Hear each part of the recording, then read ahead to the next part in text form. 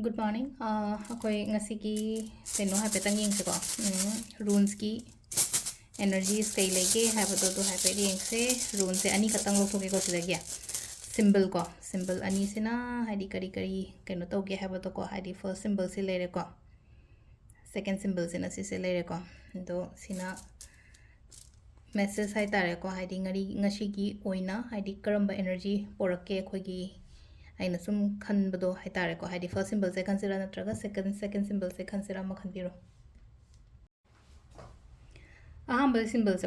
symbol se kem nate change harasina ko ngasigi oina ahongba ma porakpa haragadi potse loiraga haidi nangai leramiba pattern harasina ko haidi thaina dagi laiba chanare iba kholiba ngarang nahandagi sum tawdanda laiba pot mayam do haidi chatnariba pot natraga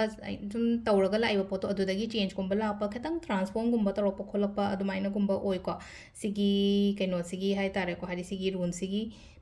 kaino se meaning se ko aduga amana khogi relationship kumba kai gumba da khetang marai marang gumba tawba khopa adumaina su oiba lei ko haidi obstacles haina haira sine ko ayet apan gumba leiba khotpa adumaina aduna yaraga di khetang avoid tawbiyo haidi khana chaina boiro ama oiro ko haidi aigi side tagi manaru da pot to haidi changsalu draga di haidi khana dena natraga haidi ngasai gi aigi partner donum haulere pot to haidi aina changsalu ga manaru matam da haidi chaptain khana raga di ngasai gi amana khara saurga lena khallagadi amana kitang hanbiba khotbiba ko hadi sisumasu tawba yai ko khona number 2 ko hadi symbol number 2 sina hadi sida se akhoi lakpa piba lakpa adumaina oina oi ko hadi aina su migi damakta tawba mina su aigi damakta tawbiba khopiba adumaina oina oibado charity gumba tawge khotke haraga so hadi tawbiba da kaiba kemta leite